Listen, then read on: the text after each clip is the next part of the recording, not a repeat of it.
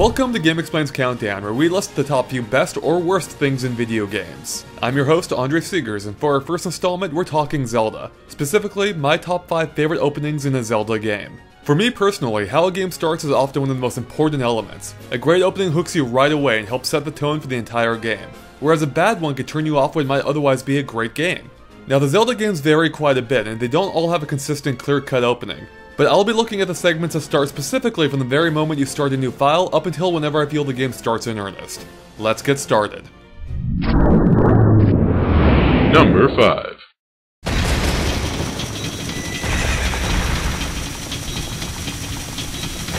Ocarina of Time starts things off with a bang, with a sleeping Link receiving a vision of the future, a dark future in which Zelda is forced to escape Ganondorf's evil clutches. It introduces us to most of the game's major characters and gives us a taste of things to come, all within the game's first few moments. Following this, we get to experience the world as a fairy does on her mission to wake Link and bring him to the Forest Guardian, the Great Deku Tree, even if she is a bit clumsy. But of course, the main reason Ocarina of Time's on this list is simply for the feeling of what it felt like to control Link in a 3D world for the first time. Even though the area started off and is small by today's standards, back then it felt like you were actually exploring a grand forest as you searched for the necessary equipment to begin your adventure, such as your sword and shield. And it even came complete with its own Indiana Jones moment. Then once you meet up with the Great Deku Tree, you're thrown right into the game's very first temple, which culminates with a boss fight that just oozes atmosphere.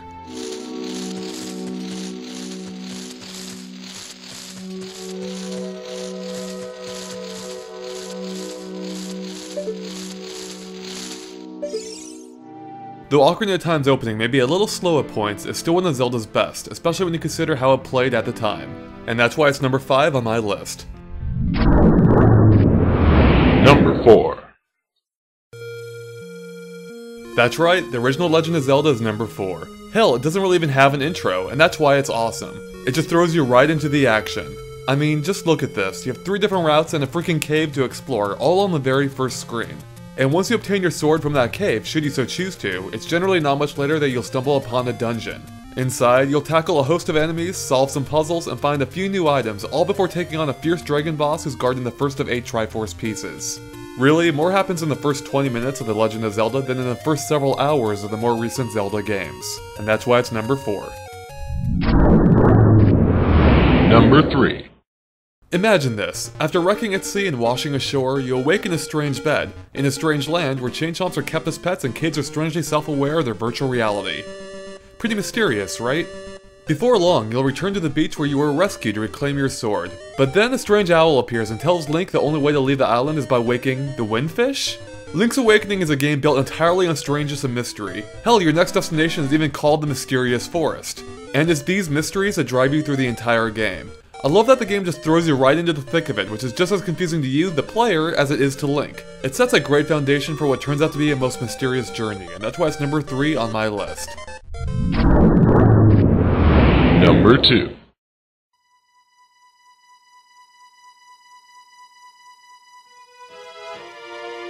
Come on, you had to see this one coming, as Majora's Mask is perhaps the only Zelda that can top Link's Awakening in both strangeness and mystery.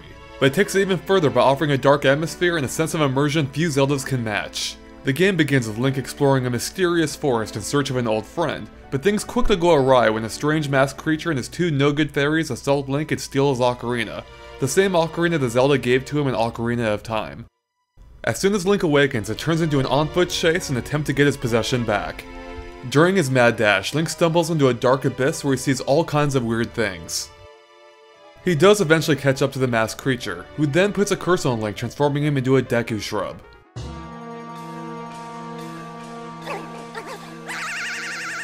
While Link is visibly shocked by his new form, the masked baddie uses this time to escape, but accidentally leaves behind one of his fairies in the process, leaving her and Link to figure out how to get out of this mess on their own. After winding their way through some twisted passages and passing by a very odd-looking tree, the pair eventually find themselves in the basement of a giant clock. There they meet one of the strangest characters in any Zelda game, the Happy Mask Salesman. Though strangeness aside, he's willing to return Link to his normal form, but for a price. He wants Link to retrieve the mask that the strange creature apparently stole from him. Oh, and you only have 3 days to do it.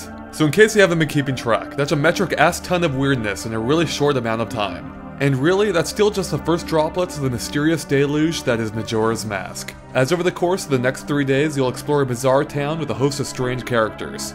Oh, and if you don't complete your assigned task in time, the entire world is destroyed by a giant moon. Yeah, I forgot to mention that part. Majora's Mask's opening is simply one of the best in any Zelda game, setting a dark and bizarre tone for an adventure that only gets darker and weirder the deeper you play. And it'd be the top one on our list if it weren't for... Number 1.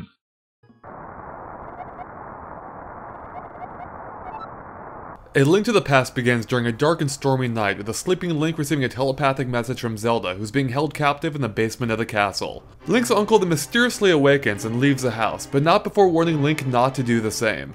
Well, what does Link do? He steals a lamp and leaves the house. Hey, a princess needs saving. It's then up to him to trudge through the rainy darkness in search of a secret entrance into the castle. Now the atmosphere here is simply amazing. The rain, the thundering lightning, and the guards blocking your path at every turn all perfectly represent the oppression put forth in Hyrule. And just listen to the deeply unsettling music. It's clear something is amiss. And the sense of exploration is simply mind-blowing, especially when I played it as a kid.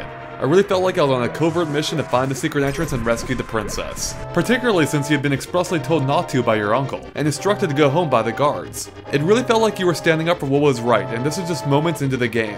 And once you discover the secret entrance just outside the castle, that's when you knew your adventure had begun. But then tragedy strikes when you discover your injured uncle, who hands over a sword and tells you to do what he couldn't, rescue Zelda just before he passes away. Yep, things just got personal, and rather dark for what many consider to be a children's game. You'll now soon battle your way inside the castle and find the princess herself. You then have to escort her to a secret exit in the throne room, which will have you exploring dark caverns and rat-infested sewers in an effort to eventually reach Sanctuary.